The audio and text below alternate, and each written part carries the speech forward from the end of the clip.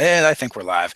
Hey guys, Dave from Nerdarchy, for nerds, by nerds, and today I'm hanging out with one of the nerdettes from my Wednesday night game, which would normally be tonight, but it's not going to happen tonight, unfortunately. We'll get into that later. But I would like to introduce Jen from Pixelscapes.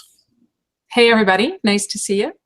And I was lucky enough to have her, accept my invitation into our game. I've been doing a little bit of stalking, checking out her art, which is really, really fun. And I enjoy what you're doing over there. I enjoy checking out your Twitch streams. I catch them every once in a while. And cool. I would definitely like to see you grow because what you're doing is a lot of fun.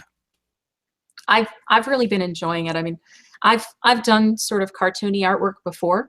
But this, because I'm drawing monsters and specifically RPG monsters, is bringing my loves together into a juicy, delicious combination. So I'm good with this, and other people have been enjoying it, which is always fun. So yeah. So when I look at your stuff, the biggest thing is for me is like it brings me back to my tween years, hanging out at the mall with my friends, hanging out at Spencer Gifts, buying blacklight posters. I'm like, these should all be in felt and be blacklight posters. I don't even know if that is still a thing or not. I've been looking for places that custom print them, but it'd have to be a pretty sizable run. And I mean, it's the kind of thing I might kickstart at some point if there's a design people really want.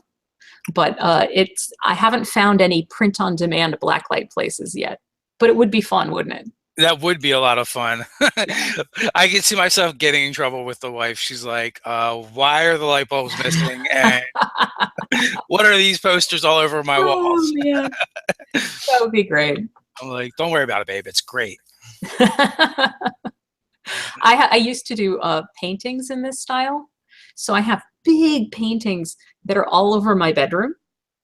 And so it can be a little creepy, except that we're used to it, that like when we're in bed, there's all these giant like grinning cats and so forth just staring at us. Sounds romantic. Oh yeah. At least my kids aren't afraid of them, They think it's great. So it works. Well, you broke them in. Like clowns are no big deal now. Exactly. Like right across from the toilet, there's like the grinning maniac fish, just psychotically happy and ready to eat you, and they're cool with it. Well, yeah, I know in some of your pictures you have the small paintings in the background. Right. When I'm wearing this shirt, yes, I'm looking like this, and I got the paintings behind me. Yeah. Hitting all the geek love. Exactly. Just get it all in one package. So how did you get started with the monster paintings and the freaky psychedelic colors? You're a stoner, that's what it is. Lots of acid. No.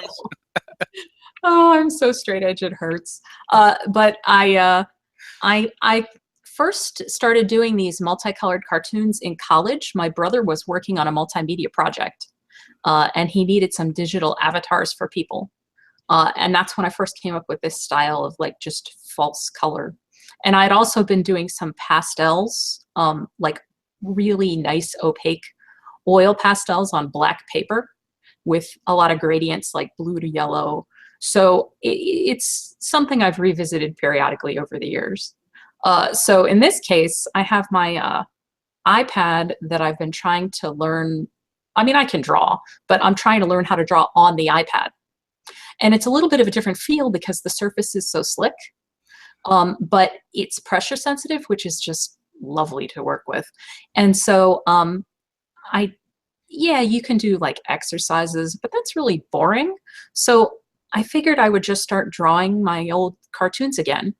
And what better thing to draw than, of course, grinning monsters. And where else are there grinning monsters in my life right now? I play a lot of Dungeons and Dragons. I'm a dungeon master. I run campaigns. So it just seemed like a natural fit. So I originally just started as practice for myself, and just started posting them on Twitter like it was no big deal. And people really reacted well to them and they love them. So, it's the added nerd factor, I think, that works so well. Yeah, your Twitter is definitely growing since I started following you, and I don't even remember how I came across your stuff. I just did, and I went, oh, and then I found the page with all the different ones on it. And by the way, in the description, guys, you can find links to Twitter as well as to the website for Jen. So there's a link there. You go click on it, check it out. At some point, I'm probably going to do a screen share and just bring up some of the art because it's really cool to look at. Absolutely, go for it. And so I was going to ask you, are you formally trained? Yeah, although I didn't do a lot of cartoons in college, but when I went to college, I went to get a biology degree, specifically marine biology, which is why I love things with fins. But the art department offered me a scholarship. And I was already an artist, and I knew I didn't need a degree to be an artist. And so I wasn't actually planning to major in art. I figured I would, maybe minor in art in the sense that I'd be taking a couple classes just for fun. But they told me if I majored in art that they would pay for college. So I can't argue with that. So as a result, I got a Bachelor of Art in Studio Art and then the Bachelor of Science in Biology. And as it turns out, I've used both of them in my career. So, and of course in my artwork. So it's actually worked out very well. Oh, that's pretty cool. So, from what from watching your Twitch channel, that's why I asked because the terminology you use, and you're talking about stuff, and you're asking questions, Yes. and I'm like, I don't know, you're speaking. I'm just like murmuring out loud. I don't even know if it makes sense. Speaking of which, anybody that stops by Twitch, my first few videos, the audio is pretty rough, but that has improved over time. So sorry about that. It happens. So, which I forgot to put your Twitch channel in, so I'm going to drop that in real quick for the folks so they can find that as well. Although on your website, all the links are there as well. Yeah, if you go on my website under the contact page, all the links are there. I do like to be thorough and make sure it looks like I've completely and utterly stalked you when they look in the description. You would be a good interview if you hadn't thoroughly and utterly stalked me. Yeah, it comes with the job description. Excellent. Although I don't like the term interview because I feel that makes me feel like someone. Well, we're talking about stuff. That's the point. Like I'm a journalist or something, and I'm by no stretch of the imagination. Someone had said that they had said something about. I'm like, well, we're not really doing interviews on here. We just have casual conversations. Right. The cool and nerdy people that are doing stuff, and whatever works. That you are. So let's see. I've got your website in a window here somewheres. All right. Now I just have to find it. I think that's not it. That's just going to get weird. That's kind of trippy. There we go. But I think with a few clicks, I can get to the right spot. Excellent. There we go. I'll dance around so that I can see myself infinitely. Oh, there you go. Let's see. Is it still showing infinite you? Yeah. Yeah, it is. Yeah. All right. So we will. I think it'll come up this time. Victory. Haha. We have an awakened tree. Yes? Excellent. Yep. Yeah, we do. So if you want to see more than one image at once, there's the portfolio page, or you can just scroll through the feed. Yeah, that's what I was actually there, and then okay. Oh, okay. But yeah, here we go. Maybe. Oh, I love your frog monsters. Ah, yes. That's one thing that is going to be a common theme probably forever, unless I ever get into some more realistic work, which is that just everything is so incredibly happy to see you and meet you and possibly eat you, but they are definitely happy, super happy. This guy, I watched you draw, if not all of this guy. I'm pretty sure I watched you draw most of this guy. Uh-huh. The flame covering. He's got his modesty smoke, you know. That's what you called it, modesty smoke. I Yeah. knew there was a term that you used, and I was like, that's good. Not that I have anything against nudity at all, but I figure if I'm gonna ever, print this stuff, it's probably simpler if it's at least ostensibly modest. I have a succubus and incubus coming up who are buck-ass naked. So nice. with strategically placed hair and so forth. So So that'll Uh, be fun. so most of your, I don't know if it's most of, but I know at least some of yours are from the retweets, right? When someone retweets, then you pick a retweeter and they get Right. the. What I'll do is I used to do it every day, but I can't keep that pace up. So now it's every weekday. So every weekday I'll post a new image, and then I'll say, please retweet, because that's the only way you can get exposure on Twitter. And then of the people that retweeted, every weekday I'll pick somebody that I didn't pick before and say, hey, guess what? You get to pick one of my upcoming monsters for me to draw. So all these have been from requests from people, because it's a big list. I'm focusing on the 5th edition monster manual right now.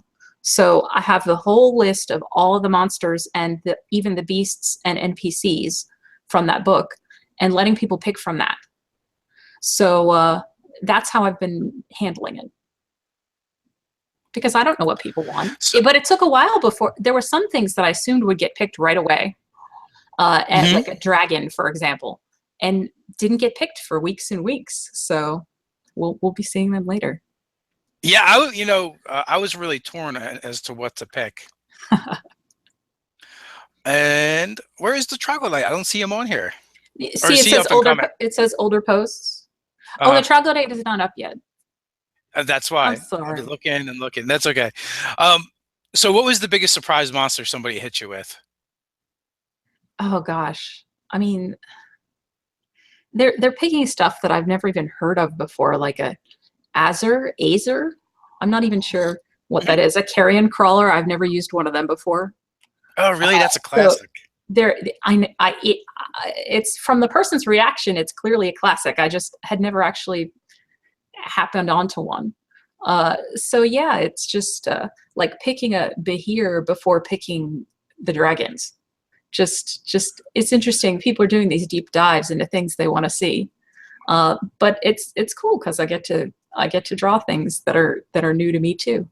Oh, Doug picked the carrion crawler. No, it's funny too. Like when I talk to different gamers from different places too, the like monsters that are iconic to them aren't necessarily iconic to you, and vice versa. So that's one of the cool things you get to learn when interacting with people. I know, like when I picked a troglodyte, I was like, all right, do I want to try and pick something to stumper? Do I want to try and pick something that's relevant to one of my games, or do I just want to pick something I really like? And I decided to go with something that was relevant to one of my games. Cool.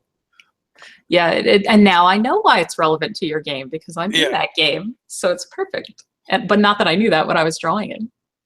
Yeah, and it's been a small group all along. But we have one person that's been iffy, so I'm like, oh, we could really use another person. And so I'd been talking to you. I'm like, oh, you know what? That'd be really cool. And I got the vibe from talking to you that probably you were the DM all the time. It's true. I really enjoy being the DM. Don't get me wrong. It's nice being omnipotent and omniscient and getting more turns than everyone else, and you get to role play all the time. So that's all cool, especially if your group's good too. But being forever DM, I think it can be refreshing and help you avoid burnout to actually play. And I've been completely enjoying it, so thank you for that. And the gals are great. It's been never know what they're gonna do. Even better than I had hoped. It is probably my favorite group that I've run in a long time. Awesome. I think just because the personalities are so much different than what I'm used to. I mean, I've been playing with the same group for like 20 years, so the change of pace is nice. Cool. So Doug said it would be awesome to see the Froghemoth in your style. Froghemoth. Oh, I'll have to look that up. I like frogs. I like frogs. Yeah, the Froghemoth is like a giant frog with tentacles, and it's got an eye stalk with 3 eyes on it. Yeah, more eyes the better. That sounds lovely. I would totally go for that. I want to say it was probably like a Fiend and Folio monster in AD&D. I just assume anything really horrible came from that book. But there's always the possibility it was in Monster Manual too. But I mean, you said you've been gaming for a while. You said you started in kindergarten. I really did. Back old school, 1979. So yeah, we didn't have all the books, but what we had was enough, and we had a lot of fun.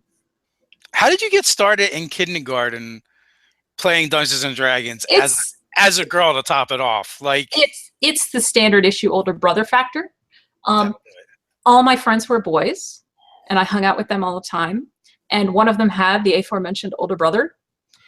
You know, they'll lock yourself in your room and you have all these weird books and don't talk to anyone. But some of those books are interesting because they have all these pictures of weird monsters in them. And so we got our hands on these books. I don't remember if we had permission to have our hands on those books, but we definitely got them. And we played some D&D. It was a lot of fun. yeah. And then for years after, we played probably through 4th grade. And then I switched schools and ended up segueing to different RPGs, played a lot of Battletech, but I'm happy to be back with my original love, which is Dungeons and Dragons. I don't think I'm supposed to talk about it, but I'm going to anyway. Were you able to lure other girls into playing Dungeons and Dragons with you? Oh, we didn't have any girls in our D&D group back in the day. Nowadays, I have lots of female players, which is great. So that's been a nice way to stay connected with some of my friends. It's definitely a great hobby for doing that, for connecting people. And people look at me weird when I talk about that, but I'm like I don't know like what it was like when they were growing up, or what what generation they're in. But when we were kids, it was all boys that played. Yeah, and there was a lot of, I mean, not to turn this into a massive gender issues forum, but you know, there was a lot of gatekeeping. There was a lot of super creepy behavior that I would encounter, like if I went to a local game store. Had some really horrifying experiences there. So it's just, you got to be pretty tough to sort of soldier through that. Of course, nowadays, so many people are great about it.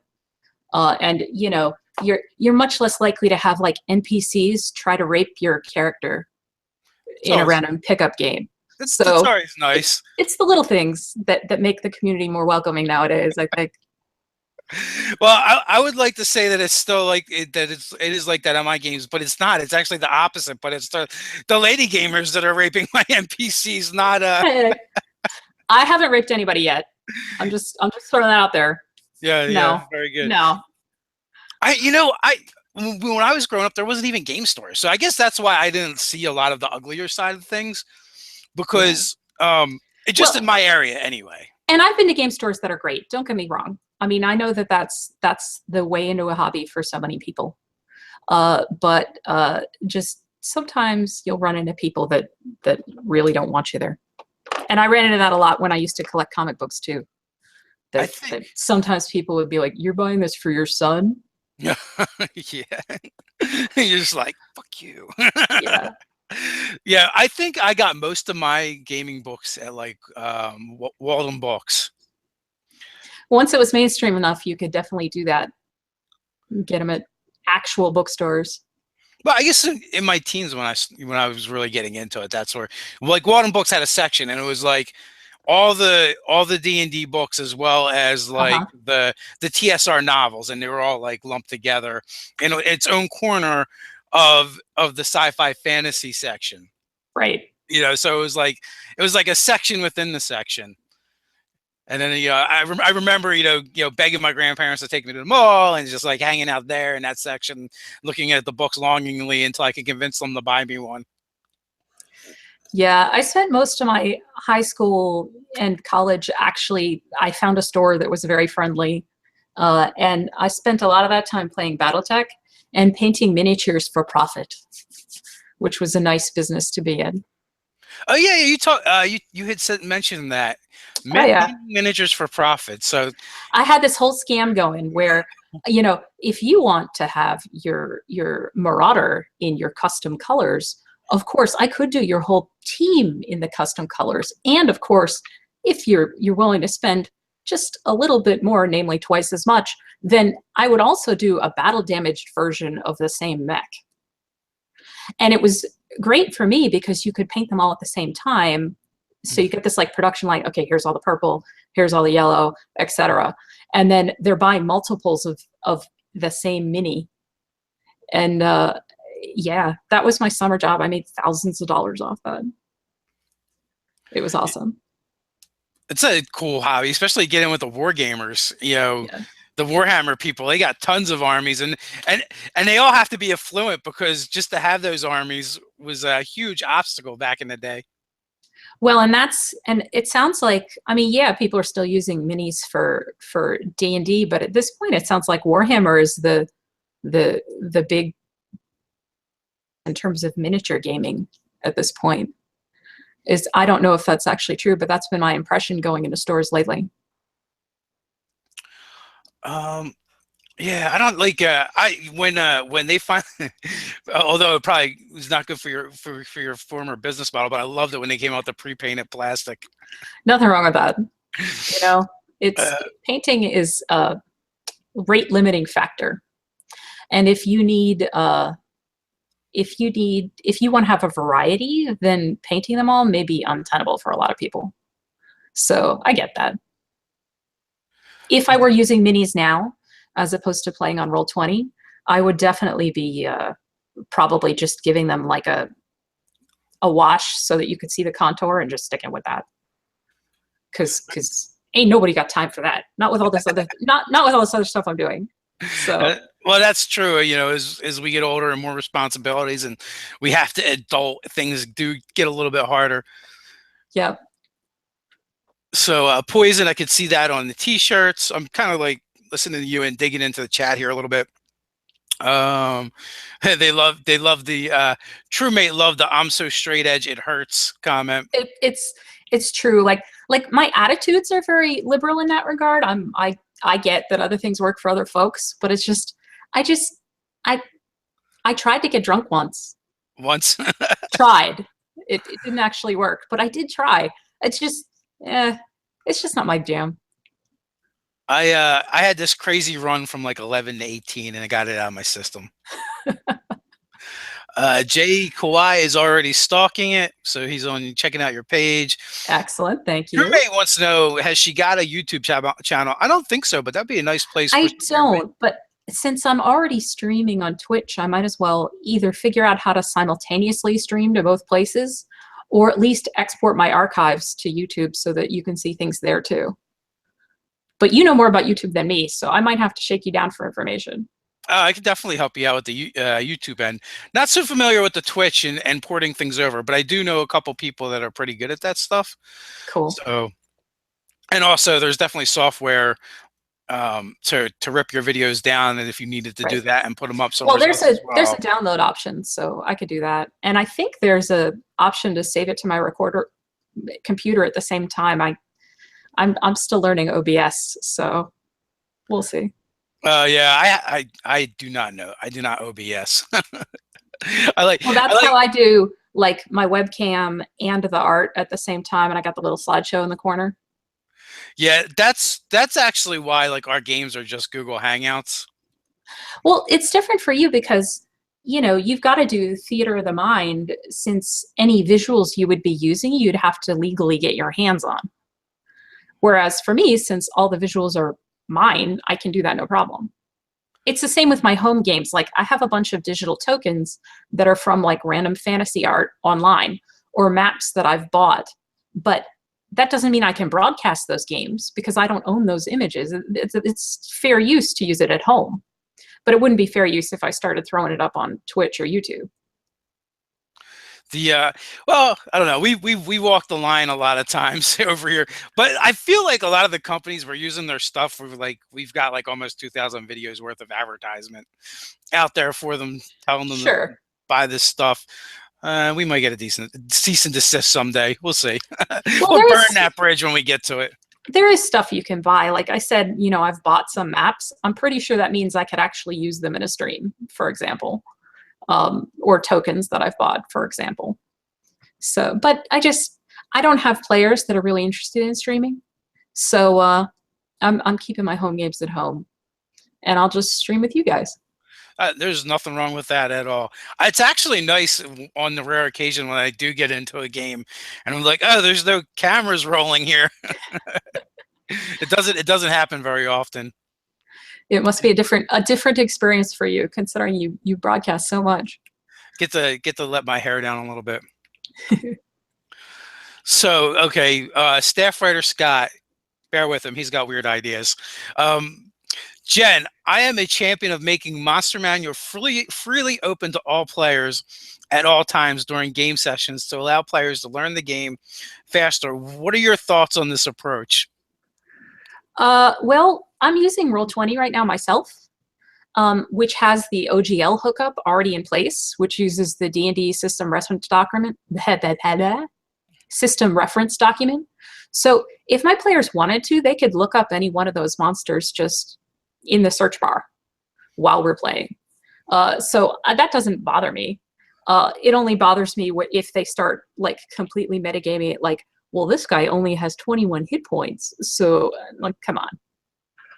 But otherwise, I don't see any reason why not. If somebody's interested in the game, they're going to want to consume media related to it. And I personally don't see much of a problem with that. Plus, I customize a lot of monsters, so in the end, yeah. That's it. I cheat, so you guys can look all you want. Doug asked, he wants to know if you do prints or if you hit any conventions or shows. We talked about this a little bit. Yeah, I'm just getting started trying to get a print-on-demand service that'll do shirts, prints, mugs, various swag. And but I also want to set up an option to actually do prints myself that have better color, because my inkjet is really nice, and then I can actually sign them for people and ship them out. So that'll be another option I'll come up with eventually, once I work out, how I'm going to handle my pricing and shipping and all that good stuff. And other than that, conventions right now, I mean, it's hard. I got 2 little kids. So I go to PAX East in Boston just as an attendee. But the other convention I've been going to, the tabletop convention, I've been really enjoying Acadicon from the RPG Academy. It's in Ohio, and it is completely worth the drive for me. I've had so much fun there. Yeah, they also had some success with their Kickstarter for that too. They raised a decent chunk of change as well. Yeah, that's how they've done it every year. Is they'll run a Kickstarter to do a little bit of pre-sale and sponsorships, and then that way they've got the down payment for their facility, and then they end up selling a lot more tickets even after the Kickstarter. But that gets them going, and they know they're good. It's a good model, that's for sure. It seems to be working for them. So how many games are you playing in now? Just this one, just yours. No, well, I meant as running, playing, and same thing. Oh, right. Okay, so I've got my extended Tyranny of Dragons / Rise of Tiamat campaign, which is currently at level 20. Now, that campaign is not designed to go to level 20, which means I've been bullshitting for the past, 5 levels? With, player-specific stuff. I've been mining their backstories for extra information, running side quests, and they're very ambitious and thorough characters, or players, and so that's been a lot of fun for them. And then I have a Lobby campaign that's running in the background of that, which some of those players are going to end up over there. And I've been running that just off and on. And then I had another Rise of Tiamat campaign that ended like a month or 2 ago. So I had been doing those every other week, just alternating in this like alternate universe. And at one point, because I'm insane, I had 3 Tyranny of Dragons campaigns running at once. I had a play-by-post and then the 2 live games. But it was easy for me in the sense of prep, because I already had the maps, I already had the encounters prepared, etc. And then all the prep I really had to do was, side quest stuff. So it worked pretty well for me. But of course, I did do a lot of side quest stuff. Are you tired of Tiamat yet? Not yet. And I'm going to change her for the level 20 campaign. I'm probably going to make her a compound monster like each head is going to have its own stats and resistances, and then it'll be like a, you know, old school NES boss battle with like different phases that they've got to get through. That sounds like a lot of fun. So that being said, when is Tiamat going to get drawn and colored? Oh man, I'm not. It's really sad because my tokens are super delightfully ridiculous, over the top, smiling, grinning, but I don't use them in my games. Oh no, Maybe no, I know it's not in your game. Oh, you mean just like as fan art? I should. Yeah, do yeah. that sometime. I really should do that, and then I'll make prints and send them to my players. Ooh, that would be cool. That would be cool. Actually, Scott runs a game for us, and like he's like he switches out the system in the game every like I think it's 3 to 7 sessions we end up playing, and he gives player gifts at the end of each campaign, so when we get to the end, it's like Christmas. We like last time was a bunch of like it was a #1 comic book. It was a piece of art from his daughter, and you know a special message for each player. So that was pretty cool. Another time he did like these like craft boxes that he made. Another time he had medallions made up or amulets. So yeah, it's a lot of fun. Yeah, I'm thinking. Speaking of miniature painting, I'm thinking of getting Hero Forge minis of their PCs and painting them up and having that be like an end of campaign prize. Oh, that would be cool too. It's been a while though. I'm out of practice. I'm like a little intimidated about it, but I think it would be worth it. You have to dust off the old paintbrush skills. Yeah, right. Like actual physical media. Like who does that anymore now that I'm all digital? There's no undo button. I'm not sure I'll be able to cope. Yeah. Well, the way I would do a mini is I would have to get like a pair of tongs and hold it up. So this way, when I push the button on the spray can, be like, yep, this is a purple one. There you go. What's your favorite color? Blue? Here you go. Done. Done and yes. done. So if you do Tiamat, you have to do a little bit of a throwback and do it. Do Avenger. Like the cartoon. Yeah, like the cartoon. Man. Yes. Oh. I wonder how many people that are watching this or are going to watch this that won't even get that reference. It's okay. Long time ago. Hey, I think it's great that there's so many younger people in the hobby. It can't be all us old grognards around. No. You know, my son started playing a couple years ago, so that was kind of cool. It took a couple attempts to get him in, but I finally roped him in. I found his weak spot, and that was a Mutants and Masterminds game, and that was being able to play a super strong flying purple ape from space.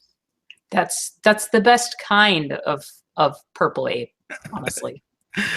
I made an attempt with my daughter, and she's just not interested. I've got a 6 and an 8-year-old girls, and I figured 6-year-old's a little young for full-on D&D, straight up killing the dudes. But we do have I got Hero Kids, which is a nice little RPG that has a lot of echoes of, I think, of 5th edition D&D in it.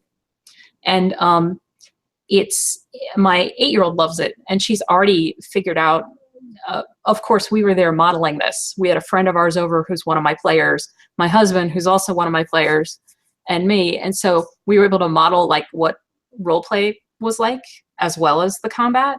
And she's totally gets it. She's totally into it. So corrupting the youth. You got to raise them up from when they're young. So yeah, I was happy about that. Yeah, I might have started too late. I thought my daughter would have took into it because when I started with it, she would still want to play with dolls sometimes, and I'm like, well, the miniatures are like small dolls. Yeah, it's like playing Let's Pretend, but with bonus murder sometimes. Yeah, so. But instead, even though she's never played, you know, Pokemon or any of those games, you know, she was playing a bard, and I had spell cards, so I would give them to him. So every time she would cast a spell, she would play it like, you know, she would throw down the card and be like, I choose, you know, whatever. Oh, like it's a board game. Yeah, yeah. So, uh, B. Lynn has a question. Jen, how much is the average art that someone commissions from you? Whom do you use for shipping? I'm putting some thought into commission and wondering how long I'm going to need to save up. I've only done one custom commission, and it was somebody that wanted a printed, it was PGH Fett, one of my buddies on Twitter, wanted a custom Magic the Gathering playmat that I ordered for him from Inked Gaming. But it sounds like the question is about commissioning something original, like an original drawing. I think so. Yeah, I have not figured it out. I don't have prices or anything right now. I mean, I'm guessing just because of the amount of time I take, even though you'd think a cartoon would be super fast. Anybody that has seen me on Twitch knows that I have a certain degree of attention to detail. And so yeah, just considering how long it takes, I'm thinking like maybe $75 at this point. But so, I have no idea how that's going to go over. Well, sometimes it's not how much is what it's worth to you to do it. Sure. Well, and then of course, if they actually want it printed or something on top of that, then that'll be, whatever service or approach we use for that. So yeah, drop me a line. We could talk about it. Kurt, also Warduke's helmet covered. No. I think someone had mentioned Warduke. I think that's where that came from. Oh yeah. Warduke with big round pupilless red eyes. So someone is talking about when I guess mentioning Avenger is bringing out all of the old ones. Ah, yes. How long have you been doing the cartoons, doing the DD monsters? I just started when I first started posting on Twitter, which was April, I think 26th or 27th. So this has literally just been a month. Okay, that's what I thought as well. Mm-hmm. I mean, I've drawn cartoons before and sold them various ways. But for this particular iteration, which has been the most fun for me yet, it's been just basically a month. But it was very exciting. In just the first couple of days, I got retweets from like Mike Merles, Chris Perkins. I was like, oh my goodness, I'm going to do this forever now, because I was just so excited. It was great. Well, and you said you started doing it kind of for fun and just started putting it out there. Sure, absolutely. But and I think people also enjoy, I mean, not that it's a contest with like a big prize, but I think people enjoy the whole retweet this and then maybe you'll be the person that I pick to draw the next month. You know what I mean? Yeah. Because then they get to direct what I'm doing. So did Perkins and Merles pick something? I didn't ask them because I'm trying to be fair. I'm trying to be random. Oh. I should ask them though, shouldn't I? Yeah, absolutely. I guess I should. They did retweet my stuff, so fair's fair. Fair is fair. Actually, what I will often do is if I approach somebody who, like they retweet me, but then they don't follow me, so I can't send them a PM. Mm-hmm. If I approach somebody and then they don't reply within a couple of days, like what do I do? In that case, I usually will pick somebody else. Yeah, I could pick them. I think that would be reasonable. I think so too. I'll give it a shot. So how do you randomly pick anyway? Like, is there a Twitter comment or a retweet picker or something? Nothing so fancy. So I'll just go to my most recent posting and I'll look, you know how there's, you can actually get a list of the retweeters. And I'll just scroll down that list some random amount and be like, that person. Perfect. So I think we had a problem with one of our contests or something like that, and we did that. We're just like, one thing that can be tricky about it, and is if somebody quotes your tweet to retweet it, it doesn't come up in that list. But most of the retweets are like straight retweets. Okay. That I get.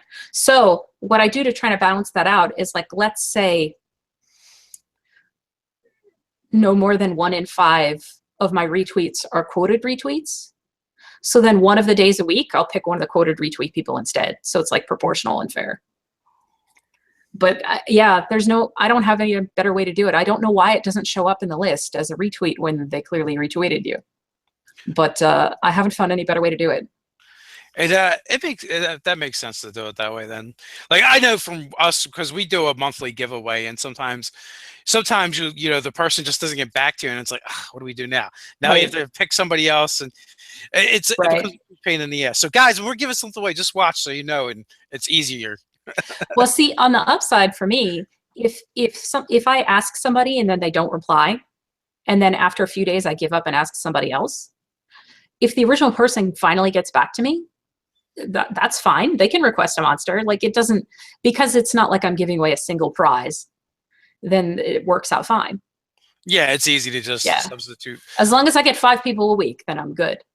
And then on the weekends, because I still want to have something to post, but I can't draw 7 things a week, I can draw maybe 5 things a week.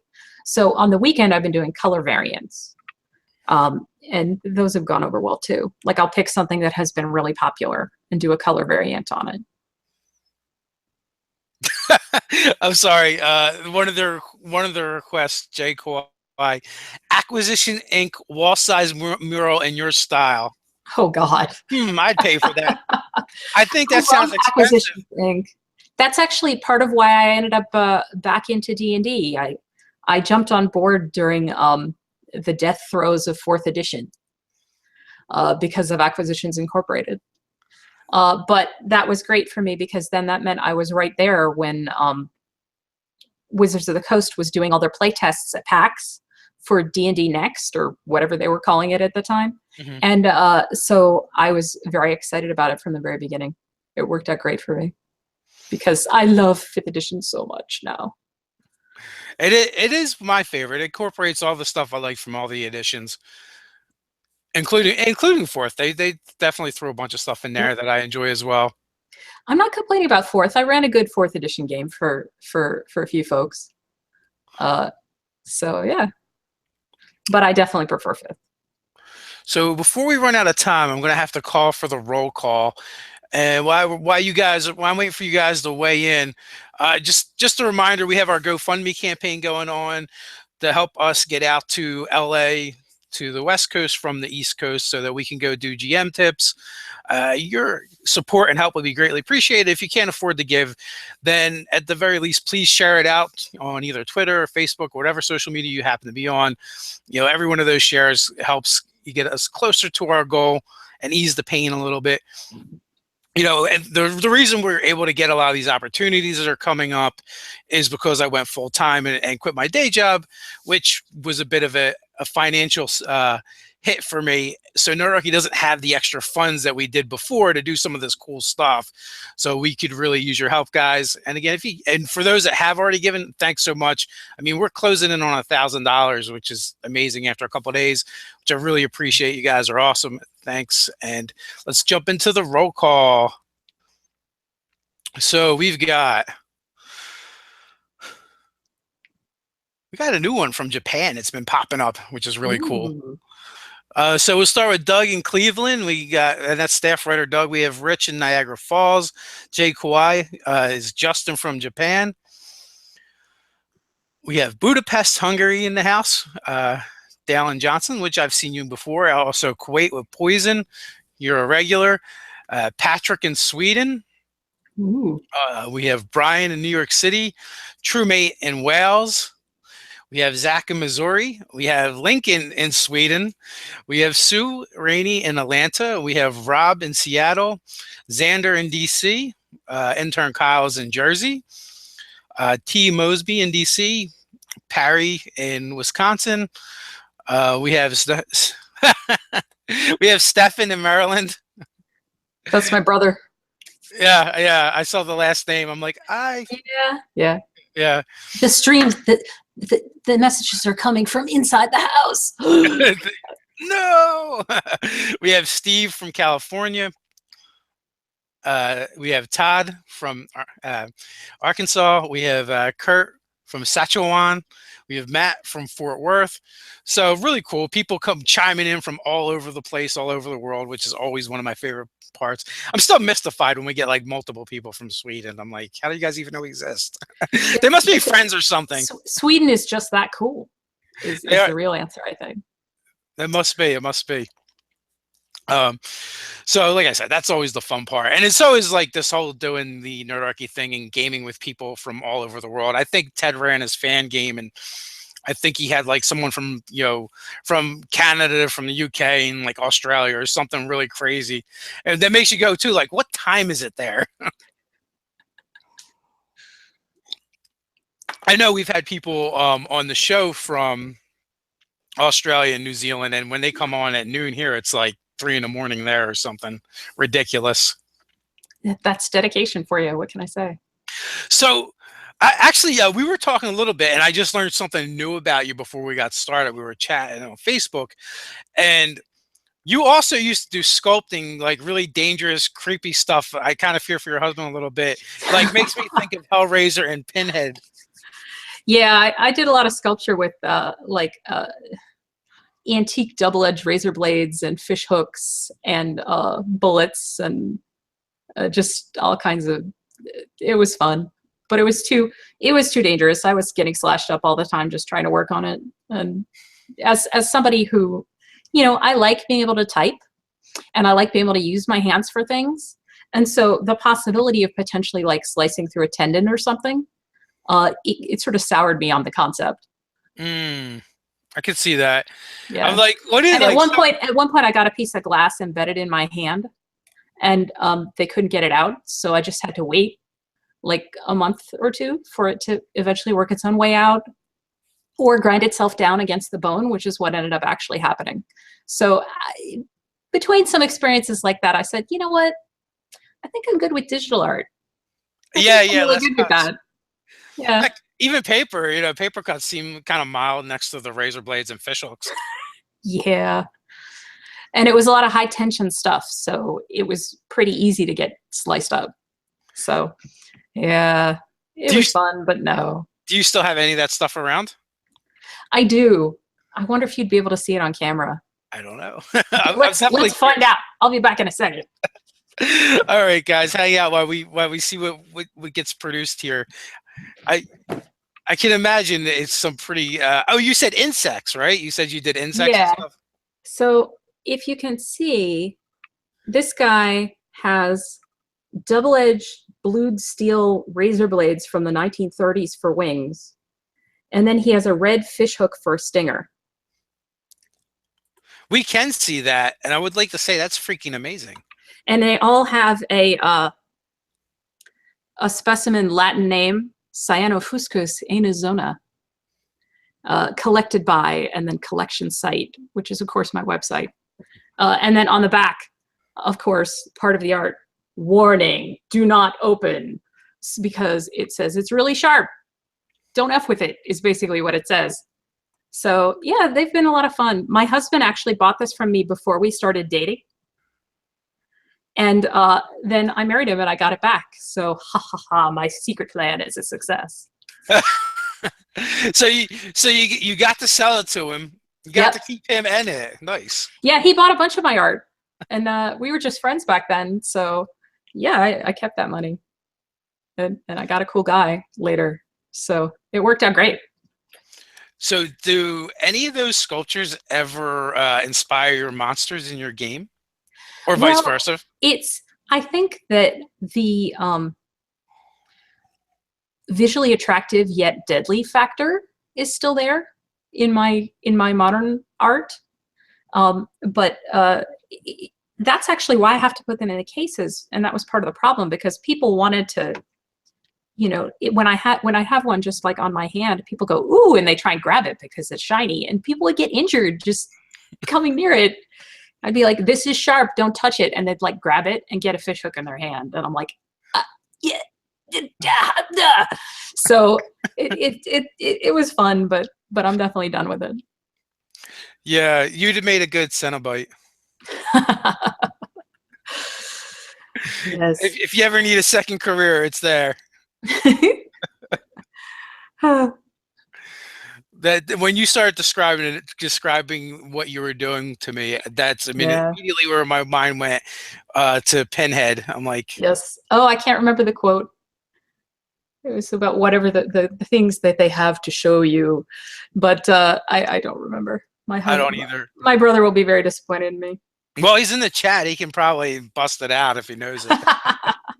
Or since you've mentioned it, there's a good possibility like 6 people are going to drop that quote There you into go. the chat now. Whether they just happen to know it off the top of their head, or or they use their Google Phil. I'm not sure.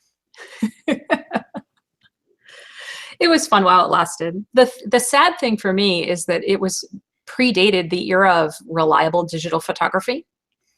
So although it all sold like hotcakes, I don't have a lot of really good high resolution pictures of my old work. So it is a little sad. I would like it if I still had some pictures. How many? What were some of the pieces you did? I had some killer bees, which were probably my favorites. They were curved. They had wings that were curved scalpel blades. Their body was a hollow point bullet, which was jacketed in brass, so it was kind of yellow. And then I put velvet stripes around their body. So they were probably my favorite. I also had a tarantula with bullets for toes and LED eyes, like 8 LED eyes. That's pretty sweet. Your brother did chime in with the quote, by the way. Excellent. Thank you, Stefan. I knew I could count on you. Yeah, we have such sights to show you. Is that an older or a younger brother? Younger. Nice. And he plays D&D with you, correct?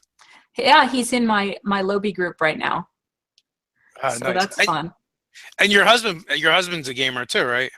Yeah, he's been in 2 out of my 3 Rise of Tiamat groups, which has been kind of funny because they're different universes. And so sometimes he knows what's going to happen, but of course has to keep his yap shut. Mm-hmm. But then other times I've switched it up just for fun, and then he gets surprised too. So it's been fun. So was he already a gamer when you met him, or did you introduce him to the hobby? My brother and I are aggressively converting him. The indoctrination has been thorough. He was more of a TV and movie geek. Cool. So yeah, he's risen to the occasion, and I'm sufficiently impressed with his role play ability at this point. Yeah, I've made some forays with my wife, but she's a bad sport, so she's not good at playing games. Oh. I know. Listen, if you've seen, oh my God, the Mario Kart in my house, like I'll be down here in the basement doing work, and then I'll just hear stuff, and I'm like, oh, they're playing Mario Kart. I'm like, you ran your mother off the road. Do you want to die?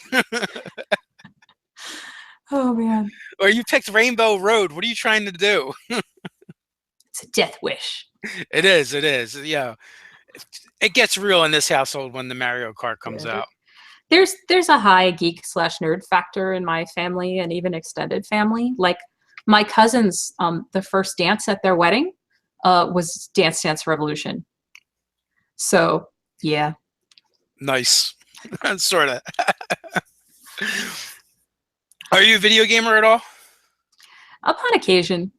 I don't have excellent Twitch reflexes. But yeah, I'll play some games. I've played some MMOs, and it's been fun. I've sworn off video games more or less. It's just like then I don't get anything else in my life accomplished. My son keeps trying to pull me back. He's like, play some League of Legends. I'm like, I don't think so. It's tough because it's like I love reading novels. I love playing games. But ever since having kids and picking up, this hobby, it's been, those are things I do sometimes when I can. But there's only so much time in the day. You know what I wanted to say when you were talking about your kids and gaming? Ted had started playing a game of No Thank You Evil with his kids. Oh, I've heard of that one. I took a bunch of notes on different games that people recommended for kids, and that one sounds familiar. Yeah, it's another good one. That's Shannon Germain and Monty Cook Games, and it's kind of based off their Cypher system, but scaled down. And the Uh-huh. Cipher system has like pools that you use for resource management. That's kind of like your stats. They are your stats, but you use them also. You also have to use them as a resource. So Okay. they're your stats. They're your hit points. They're kind of everything, and you spend them, you get them back. So I think it comes with like tokens and stuff. So for kids, like for their stat pools, they have the tokens, and then they Right. have to pick. They have to spend them, so they actually Yeah. get to see it getting depleted. So it's like a nice physical indicator for them. Yeah, and I think his son is like 7, 8, and the little one is like 4 or 5, and Oh, okay. he was able to play with Cool. them. So, and they also were willing to give up TV time to play the game. So, Well, then that's true dedication right there. so yeah, they were definitely into it. Cool. I will keep that in mind. Doug busted my chops in the chat. He does a lot of volunteer work for us. His servitude. He has no time for games now, video games now. Although he does probably get to play a lot more role playing games because he's in a few of ours. We have a. Are you strictly all D&D?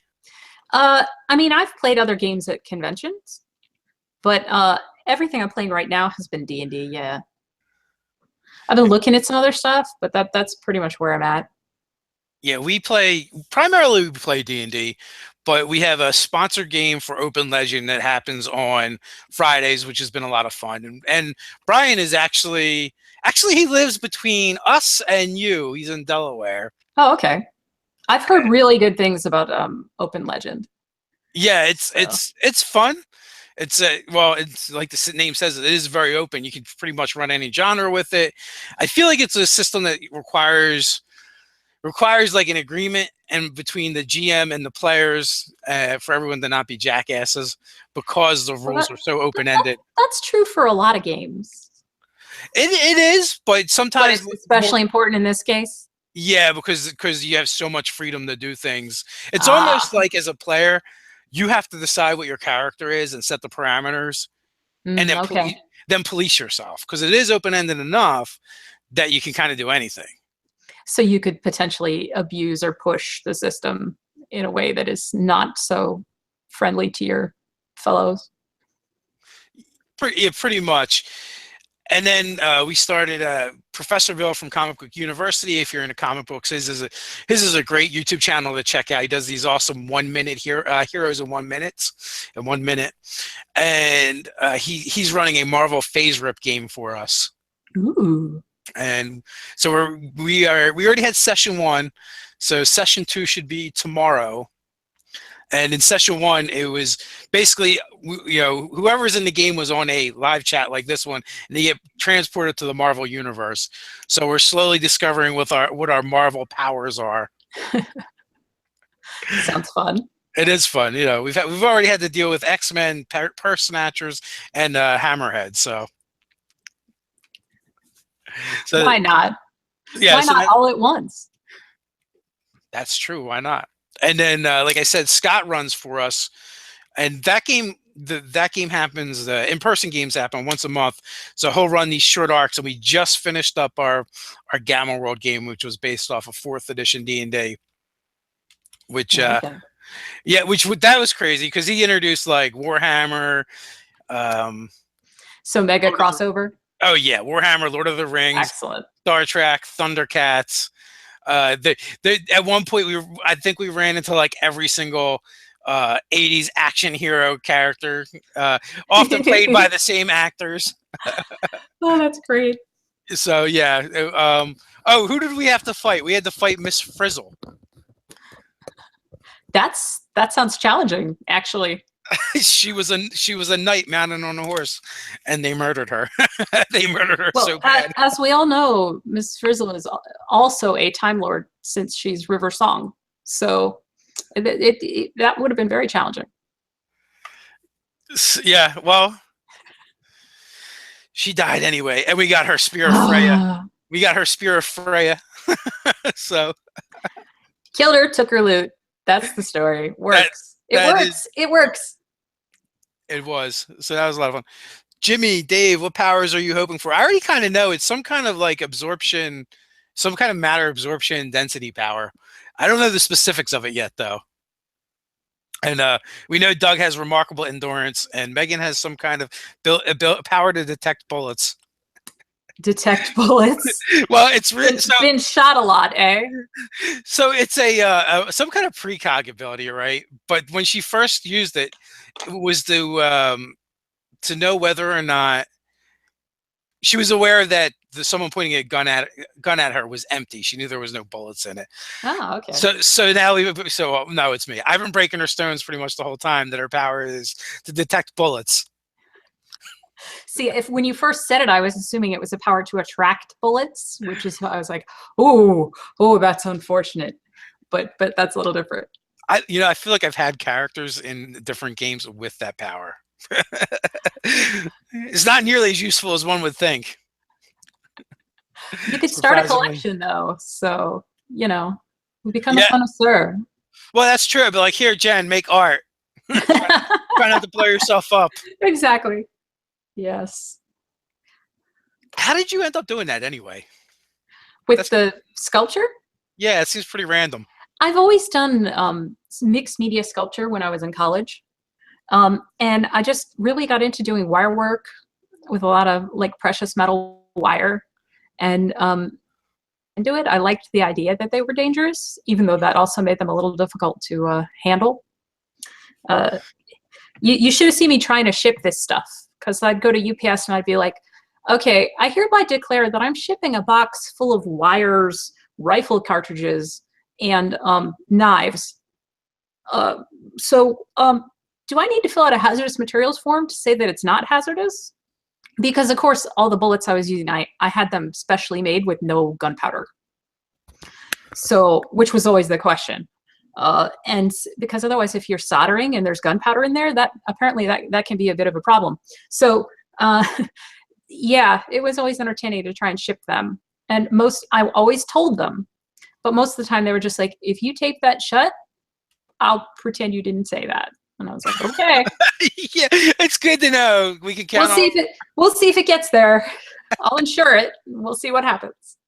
We can count on our postal workers to care. Like, is this going to be extra paperwork? No, just tape that box shut. Pretty much. Pretend you didn't say that. Was this all pre 9/11? Yeah, a lot of it was pre 9/11, and then after 9/11. I had one more gallery show after 9/11, right after 9/11 actually, which was kind of entertaining to try and, because then I really wanted to make sure that I didn't have anything in my carry-ons or, yeah, after 9/11, I think that's actually part of why I kind of lost my taste for working with box cutters. It's just a little less entertaining to be like, haha, it's sharp at that point. So. But I was pretty much done by that point anyway. And then you get to avoid being on watch lists. Well, allegedly. In theory. In theory. In theory. Nice. Well, we are about. I've only been interviewed by the FBI one time so far. So, in theory. So we'll wrap up on that note. It's been just over an hour now. I want to thank you for coming on. I want to thank everyone for hanging out. Go check out Pixelscapes. You hit those retweets and maybe you'll randomly get picked. Yep. With the close the eyes and point, which is also a great method. Until next time, guys, stay nerdy. Thank you. Bye.